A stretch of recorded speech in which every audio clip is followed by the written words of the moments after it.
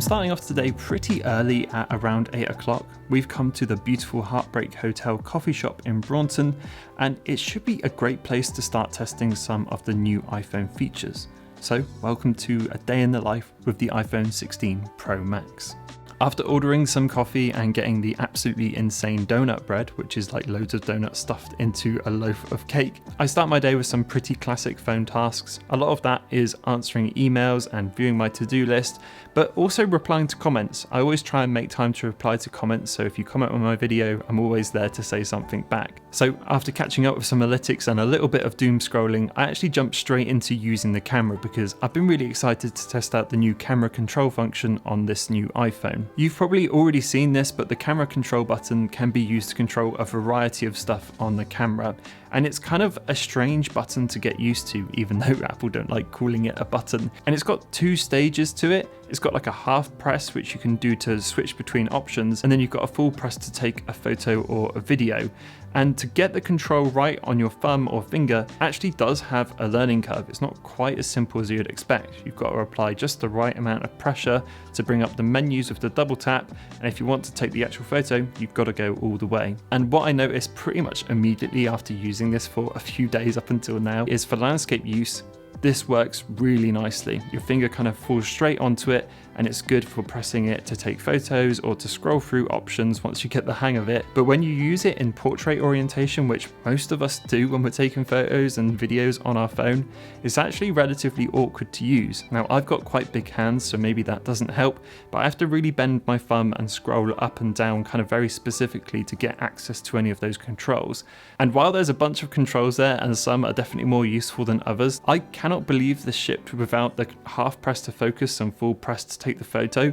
That's how so many photographers interact with their cameras, and the fact that that's not on here at launch is absolutely wild. I think it's coming somewhat later in a software update, but I kept wanting to do that and it wasn't there. In the end, with camera control, I actually found the exposure control to be the most useful because I tend to find the iPhone brightens everything up, and sometimes I want a bit more of a moodier shot, so I ended up using it for that rather than zoom or something else. And I spent a bit more time there getting a bunch of photos and also testing out the photographic styles.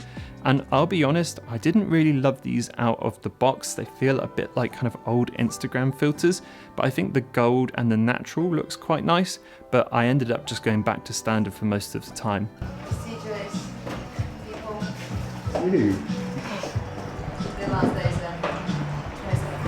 The other feature I really wanted to try while we were there was the 120 FPS 4K mode, and this looked really wonderful. And to be honest, a coffee shop is the perfect place to test it. There was loads of stuff going on, they had a bunch of stuff on the wall, and all of this footage just came out so nicely. This is actually a really high-end feature to have on a camera in general. Loads of cameras that I film with don't even have that, but the fact that your iPhone can now do it in this massive 4K quality is awesome, and I was really happy with what the iPhone threw out here. After testing all of those features out, Sam ended up buying a t-shirt, and I also tried a hat, but it didn't really fit my weird head, and we left for the day. Okay, so we're about to go home. I just thought I'd keep track of the battery today, and after all that 4K B-roll and all that sort of thing, I'm on 82%. Anyway, let's carry on. What's this little cushion, Tom? Well, now that I'm well over 30, it's for my back.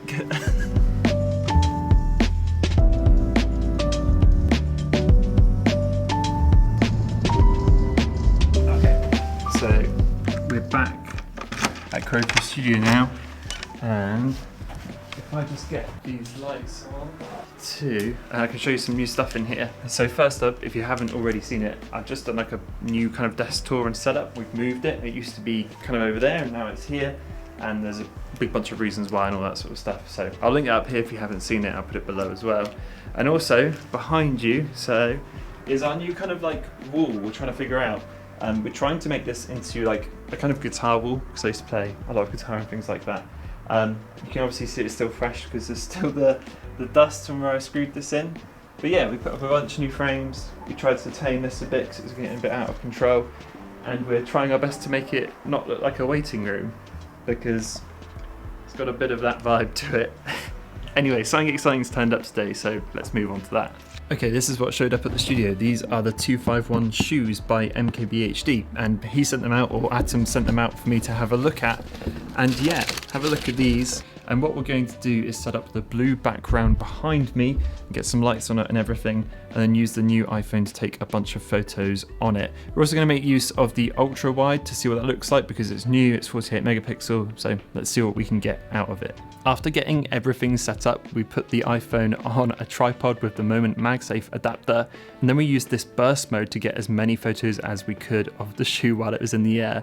After getting all the shots, I'll bring them all over to my iPhone for a little bit of an edit. The only issue is I didn't realize that you couldn't do raw shooting in burst mode, so these are all kind of standardy photos, but they actually came out really nice, and you could easily use these photos on Instagram or anything like that to show off the shoes. We also got some photos of me wearing them and just used the new ultra wide to do this. These were all shot in RAW on the new 48 megapixel sensor for the ultra wide, and I'm really happy with how they look. So we just shot a bunch of photos on the iPhone of those new MKBHD shoes, and I wanted to do another battery life check. It's the middle of the day now, so it's literally almost 12 o'clock and we're on 64%. After taking all the photos, we head downstairs for some lunch, and normally we wouldn't go to 2 cafes in one day because that's just mad, but downstairs in the building where we work has just opened up a new cafe, so this was just a good excuse to try it. And while we're down there as well, I do some more average scrolling. I'm not going to film all of the TikTok and Instagram use that I do because we'd be here for ages, but I browse my phone in a pretty similar manner to everybody else. Put them next to each other.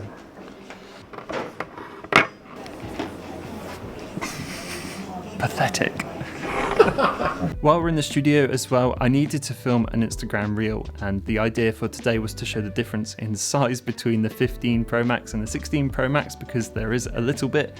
So I spent a bunch of time getting that sorted too. When I'm doing a reel, I try and set things up in the same way I would for a photo shoot here in the studio. So I like to surround whatever I'm shooting with like objects and stuff which I really like and stuff that matches. So for these phones, because they're in the natural titanium, these cartridges kind of match that, and then everything else around it will match up color-wise. We've got some yellow there, yellow here, yellow there, and a bit of green, stuff like that, which should make the whole thing feel a little bit more cohesive, which is something I just really like to do to make it all feel really nice. Once I'm done shooting the reel, I'll bring it over to my Mac Studio and then edit all of the clips in Final Cut very specifically.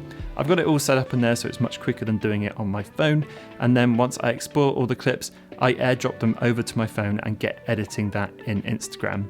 I prefer editing in Instagram when you've got a song selected because then you can make sure it matches up perfectly rather than trying to do all of that within Final Cut. So I use both of those devices pretty heavily in tandem to get everything I need before posting it up on Instagram.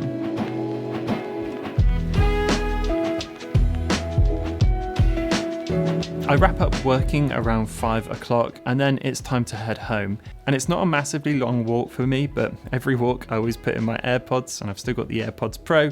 And right now I'm listening to a podcast called Get Played, which is just a video game podcast which I really enjoy. They're all really funny on there, and it's just really relaxing to listen to while I do walk home. And once I get in, it's time to feed Pocky as well, who hasn't been on the channel for a moment. And after chilling out at home for a small amount and giving Pocky some attention, it's actually time to make dinner. And I'll use my iPhone a lot at this sort of time as well. I've still got this really wonderful accessory, which is the Moft Snap-on invisible stand, which lets you prop up your iPhone in a bunch of different ways. So I'll prop up my iPhone and either watch something or I'll listen to something through the HomePod. At the moment, I'm really enjoying the new Jack White album and the new Ginger Root album, and the Blink-182 album is still getting a huge amount of plays for me as well since they put out a bunch of other songs. As the evening rolls on, I generally scroll a lot of social medias and things like that, pretty much the same as everybody else, but I'm also making a more concerted effort to play games on my iPad and my iPhone recently, and one I'm playing at the moment is Zenless Zone Zero, which is a game which I'm kind of slowly getting used to, and I'm using the backbone for this, which is actually a really nice way of bringing those physical controls back to iPhone games, and it's been really great for bigger games like this, which really do need the physical buttons over the touchscreen ones in my opinion. So I'll sit down and play that for around 20 minutes. And after playing that, it was time for another quick battery life check, and I was down to 26%. And then to kind of finish the day in a kind of quintessential English way, we watched the Great British Bake Off as it was back on TV, and we all love it over here.